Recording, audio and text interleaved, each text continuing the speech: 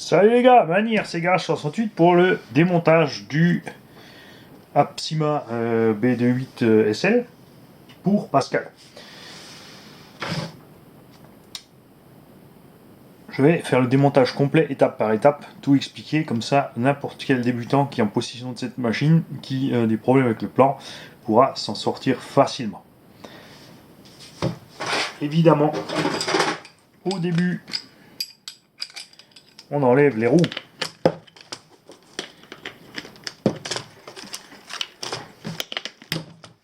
On va séparer aussi tout de suite le béquet.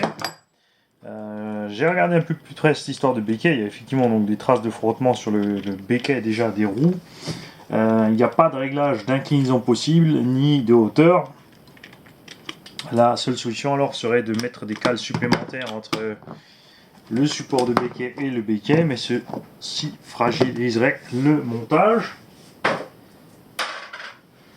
L'idéal serait donc de découper un bout du béquet ou de trouver un béquet un peu plus petit, pourquoi pas une version récente de chez Witech.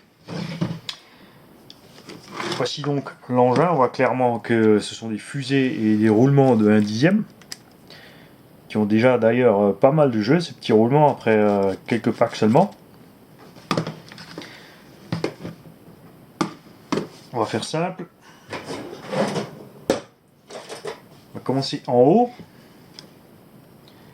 Donc faites gaffe toujours quand vous coupez les réalisants de ne pas endommager les câbles qui sont en dessous. On va séparer l'électronique du châssis. Là, il y a de la mousse autocollante, donc le plus simple c'est de glisser quelque chose en dessous pour l'écarter doucement. On n'a ni rayé la platine ni endommagé l'interrupteur.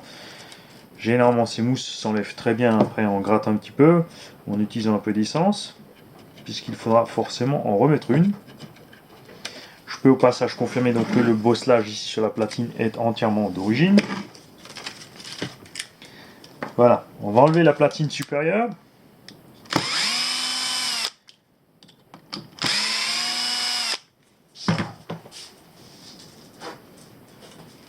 On va tout simplement utiliser un petit bac pour les vis. Sur le plan, les longueurs sont exactement inscrites. Je vous conseille donc de bien séparer. Soit vous utilisez des petits pots de yaourt que vous avez nettoyés ou n'importe quoi.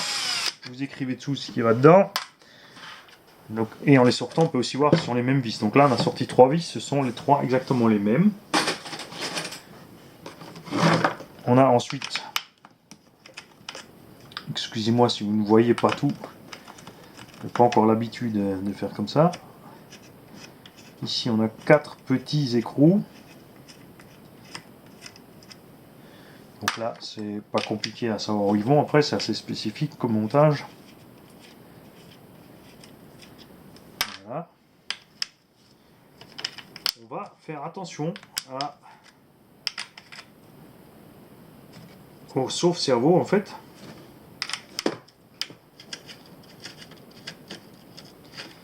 On va ouvrir ça en douceur. Alors faites attention sur les vis qui sont dans les colonnes de direction, puisqu'elles sont vissées aussi sous le châssis. Donc il peut arriver que cette vis ici au niveau de la direction, pardon, vous ne voyez rien, cette vis ici au niveau de la direction soit desserrée. Et vous allez donc tourner en haut et tout va tourner dans le vide. Il faudra donc tenir des deux côtés. Ensuite, il n'y en a qu'une des deux qui va sortir. Ne vous en faites pas si vous n'arrivez qu'à sortir qu'une des deux, puisque généralement le pivot, au niveau de la liaison avec le châssis, ici en bas, a un méplat pour glisser une clé. Donc platine supérieure. Enlever les réalisants. Et on voit ici donc le système de sauve-cerveau, qui est fait uniquement avec un circlips. Donc si celui-là est full camp, il n'y a plus de sauve-cerveau. Bon, ce sont des choses qu'on peut trouver dans n'importe quelle quincaillerie ou chez votre garagiste, au pire si vous êtes en panne avec ça. On va séparer donc la liaison mécanique cerveau-direction. Et on pourra ensuite tourner la machine. On va peut-être encore enlever la platine arrière qui est en plastique. Largement suffisant déjà avec le poids du véhicule. Alors, Intéressant. Nous avons un montage en deux parties ici du slipper. On peut enlever la petite cale au-dessus, mais ça ne sert à rien puisqu'on ne peut quand même pas glisser le slipper à l'extérieur. Ça aurait été sympa ici de faire une noix de sortie et un axe plat afin de pouvoir le glisser à l'extérieur simplement sans rien démonter. On va tourner le buggy. Et comme c'est souvent le cas en 1/10 ou en 1/8 sur les buggy, il y a 4 vis ou plus sous le dessous pour séparer le train. Donc assurez-vous toujours de prendre un bon outil pour débloquer les vis.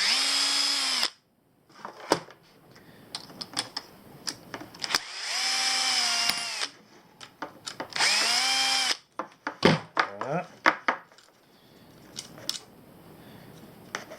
Contrôlez aussi quand vous sortez ces vis que les vis arrière aient les mêmes longueurs que les vis avant. C'est pas toujours évident, ils n'ont pas toujours la même longueur.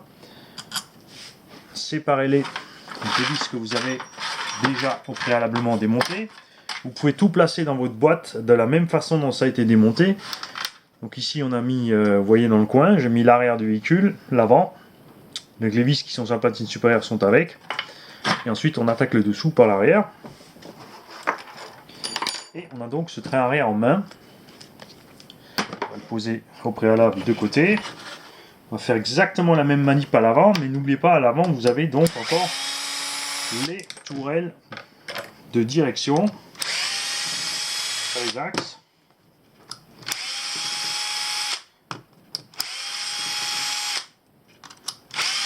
Et le pare-choc.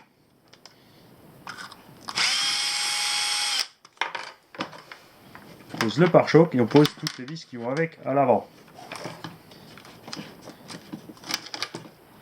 Vous pouvez ensuite soit laisser la direction sur le châssis, la séparer au niveau des biellettes ici, c'est ce qu'on va faire, simplifier la manip.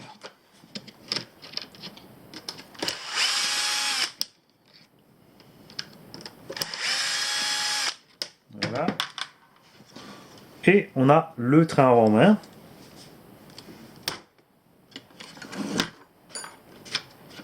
La direction ensuite, vous pouvez simplement la tirer dehors. Alors il y a différentes sortes de montages. Il y a des montages avec des bagues en bronze, comme c'est le cas ici, ou des roulements, etc. Bien sûr, les gens vont dire ah c'est mieux que des roulements. N'empêche que les roulements de direction généralement sont très petits, donc très vite endommagés sur les chocs. Et la bague en bronze, elle, ne prendra qu'un peu de jeu, mais n'empêchera pas le fonctionnement. Il y a donc des pour et des contre. Moi je suis content avec les deux systèmes. Aucun des deux qui me dérange. Méfiez-vous, donc je viens de démonter ici. Vous avez deux rondelles de calage sur le côté gauche, c'est-à-dire pas du côté du sauve-cerveau, mais de l'autre côté, entre la bague en bronze et le bas du montant de direction. 3 rondelles même. Et on va de ce pas vérifier si c'est bien écrit dans la notice.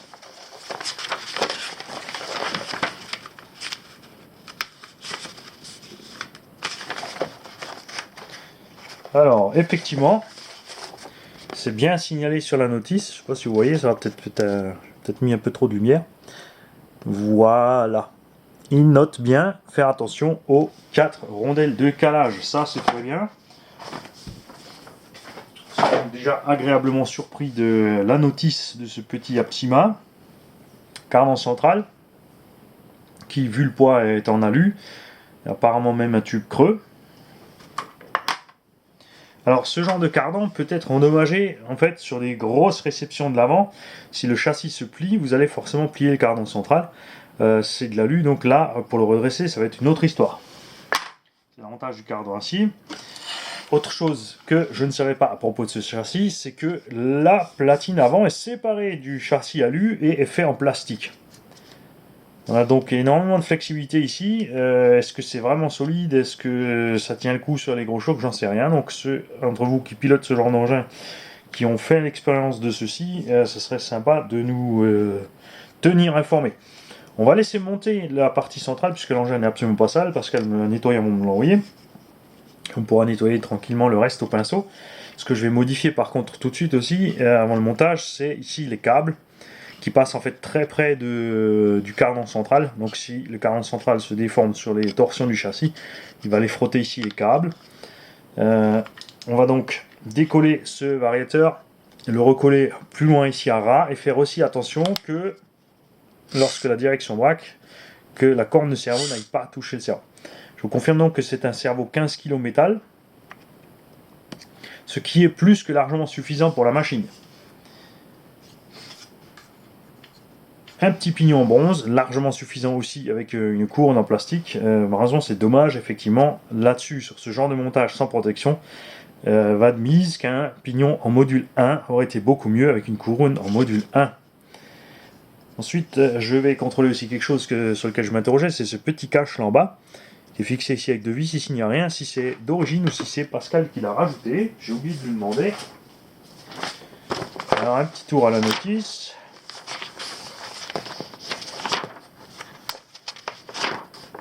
Alors, petit châssis, où es-tu?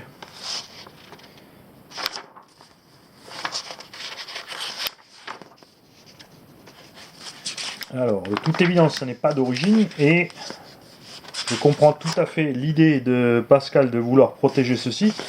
Néanmoins, il faut savoir une chose, c'est que quand vous fermez ici l'accès par le dessous à la couronne, tout ce qui heurte la couronne reste coincé avec la couronne et ne peut pas partir. Il est donc nécessaire, c'est pour ça que c'est aussi le cas en 8, de laisser absolument cette fente ouverte. La saleté doit pouvoir s'échapper par là. Il est quand même rare finalement de heurter quelque chose sous le dessous qui va endommager la couronne puisqu'elle ne dépasse normalement pas. On voit ici d'ailleurs qu'il y a eu du frottement entre la couronne et cette plaque. C'est donc clair que le sable il va faire pareil, il va rester coincé là et il va vous endommager tout ça. Posons le châssis du côté. On va mettre ce petit bac de côté avec le châssis.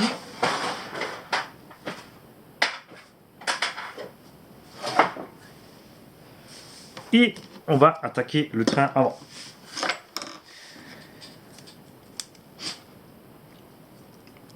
Quand vous faites votre révision, contrôlez vos jeux. Il ne faut pas qu'ils soient excessifs. Un petit jeu, c'est normal. C'est un véhicule radiocommandé, c'est pas un véhicule à l'échelle 1. Il n'y a pas de cylindre bloc à tous les étages pour empêcher les mouvements. Il faut vous assurer par contre que tout fonctionne bien librement, amortisseur monté ou non. Donc le mieux, c'est d'éloigner les amortisseurs.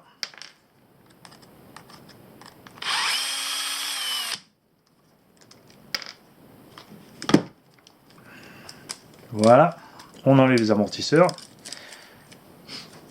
On s'assure que toutes les rotules soient libres. Il peut arriver qu'avec un peu d'eau dessus, cette rotule rouille un peu ou qu'elle soit écrasée par un choc et ne fonctionne plus bien. Si une rotule coince ici dans une des biellettes, ça va coincer et brider la suspension. Donc ici, on voit que tout fonctionne parfaitement. Il n'y a aucun souci. On va contrôler aussi le remplissage d'huile des amortisseurs. C'est très simple, vous l'enfoncez à fond et vous le relâchez. Donc celui-ci a l'air OK. Celui-ci, vous l'entendez,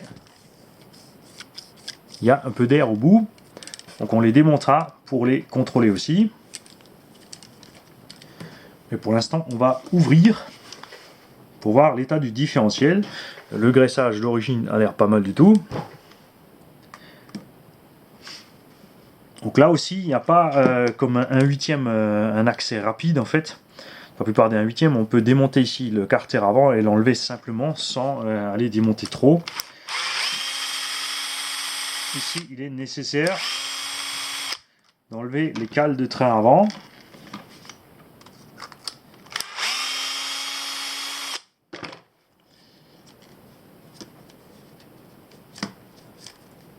Donc ces vis-là sont tellement longues puisqu'elles traversent les deux carters en fait et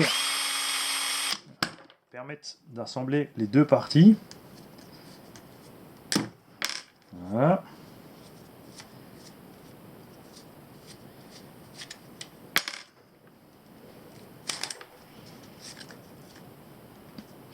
Les axes m'ont l'air de très bonne qualité. Par contre, en plus, c'est pas du 3 mm, c'est du 4 mm, donc ça c'est assez sympa. Les petits cardans Rikiki CVD à l'avant, qui fonctionnent parfaitement. Là aussi, vous pouvez avoir des problèmes avec les têtes de cardan qui grippent, donc le cardan ne tournera pas rond, il posera des problèmes de vibration, et fera travailler beaucoup plus le différentiel que nécessaire.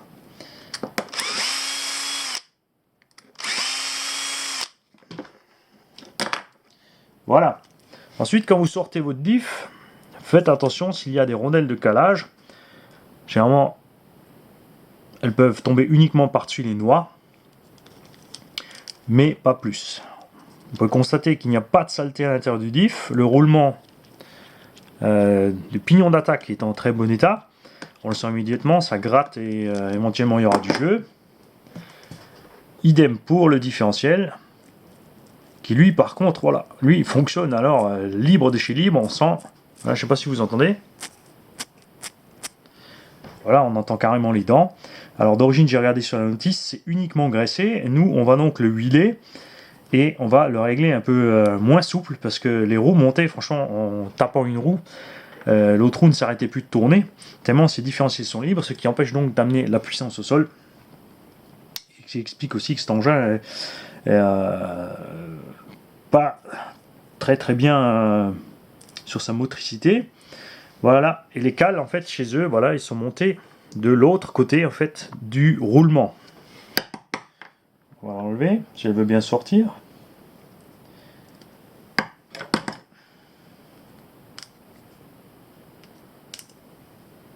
Parce que là il y a quelque chose que je voulais voir d'après la dimension des cales. Bon, on va piquer une de l'autre côté. Voilà. Il y a plein de petites cales comme ça entre le roulement et la cage pour caler l'épaisseur en fait, pour que le différentiel n'ait pas de jeu de droite à gauche. Et il est très important aussi que ces cales soient, normalement si le montage est bien fait, il n'y en a pas besoin. Si l'ajustage est un peu aléatoire, il faut le caler. Et si vous mettez plus de cales de ce côté, vous allez écarter le différentiel. Si la couronne est montée de ce sens, on va dire. Admettons, la couronne est montée à droite. Si vous mettez plus de cales ici, vous allez écarter la couronne du pignon, donc augmenter le jeu. Si vous montez plus de cales du côté ici, vous allez resserrer le jeu. Méfiez-vous, ne faites pas un jeu trop étroit, surtout pas à froid.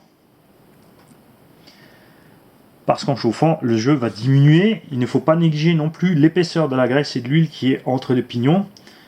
Celle-ci doit pouvoir circuler librement. Si vous réduisez trop le jeu, vous allez créer un échauffement, vous allez écraser, broyer la graisse et l'huile.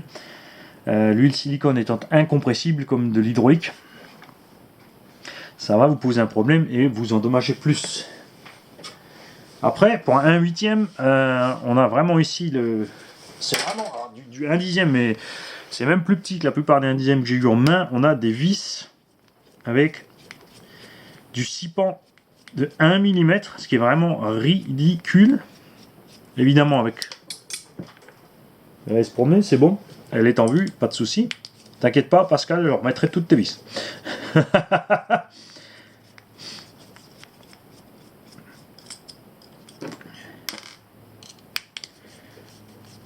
Donc si vous voulez absolument monter plus de puissance sur cet engin, je vous le déconseille, laissez-le d'origine.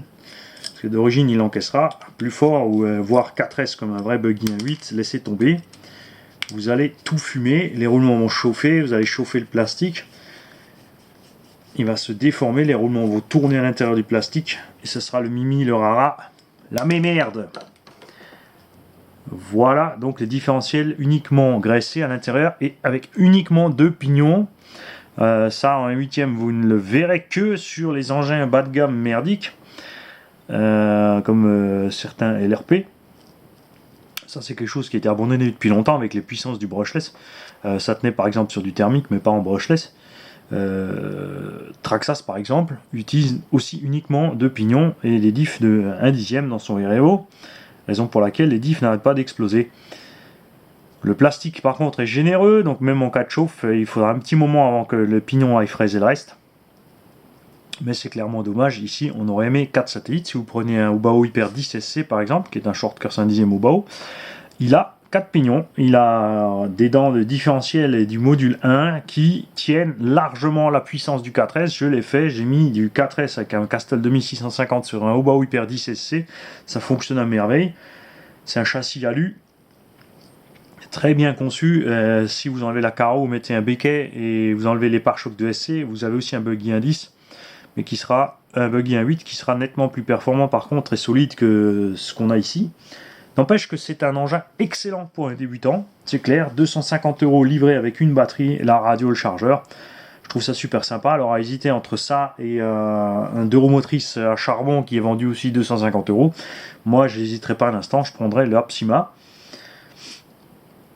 Je suis pressé d'aller l'essayer. On ira bien sûr dans le parc sur la pelouse. Et on va attaquer le train arrière. Parce que il papote, il avance pas grand chose. Nous allons ranger des parties du différentiel dans des boîtes de chocolat Albizère. Une petite pub pour l'Alsace. Et aussi, je vais les contacter pour qu'ils me filent des madeleines et des biscuits gratuits pour le montage. On va mettre les pièces uniquement du diff et la visserie qui va avec le diff dans cette petite boîte. Voilà. Le train arrière sera complètement démonté, nettoyé, remonté. Et on va attaquer le train arrière. Alors on va pas démonter le train arrière comme le train avant. Vous avez vu, c'est le même principe, hein, exactement pareil. Ce qu'on va faire ici, par contre, ce qui m'intéresse, c'est de savoir ce qui se passe avec ce slipper. Alors déjà, le slipper lui-même est monté directement avec le pignon d'attaque. Alors on peut pas, même si on démonte, on ne peut pas en fait séparer le slipper de là, ce qui est plutôt con, honnêtement. C'est vraiment très con. On va enlever la noix. Hop, dans la boîte. Et ici on voit le slipper patine dans tous les sens. Alors on peut encore largement serrer l'écrou. Et il patine toujours. Il patinait le jour, il patinait la nuit, il patinait partout, il patinait toujours. Alors test à la noix, serrons à fond, glisse toujours. On a donc clairement un problème énorme au niveau du slipper.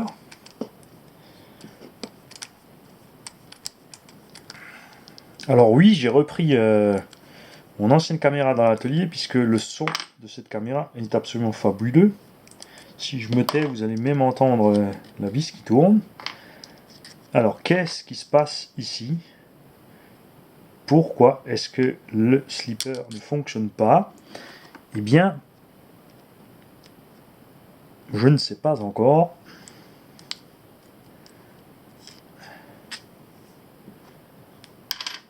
Les patins n'ont pas l'air plus usés que ça. C'est assez marrant.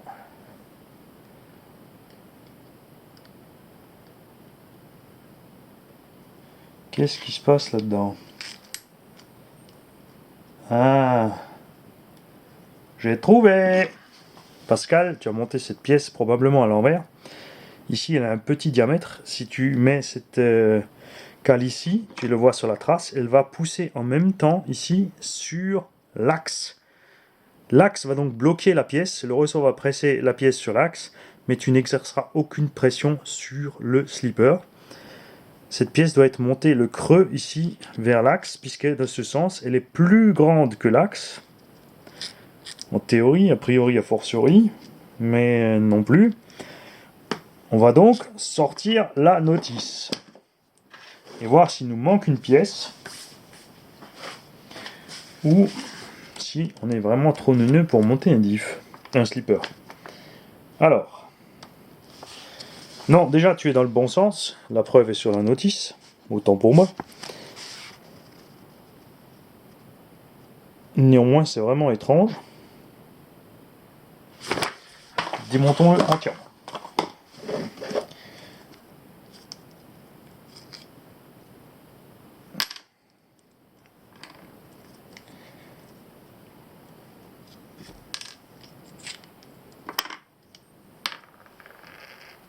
Alors de l'autre côté c'est pareil, même système. Donc il est, je sais pas. Alors les patins n'ont pas l'air vieux du tout, la couronne est neuve. Les patins à lui ont aucune raison d'être usés à tel point que ça empêche de mettre la pression sur ce système. On va les retourner.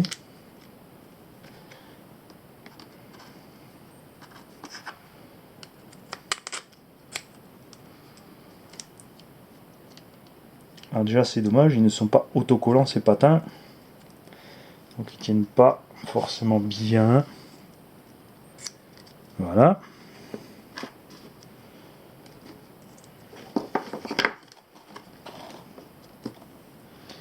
Ou alors, mon Pascal, est-ce que tu as tout fait chauffer, que tout soit déformé? Ça me paraît étrange aussi. Hop. On va le tourner. Voilà, alors effectivement, ce système est débile. Donc Pascal, ça vient pas de toi, effectivement. Dès qu'il y a une usure ici des plaquettes, on a vu. Pardon.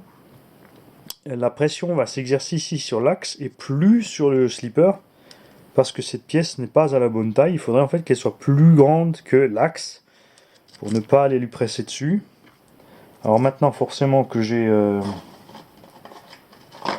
Alors n'oubliez pas aussi de remettre le roulement sur cette cuvette avant de le refaire. Là, je vais enlever le roulement, juste que vous puissiez, avec moi, voir si on est dans le bon diagnostic.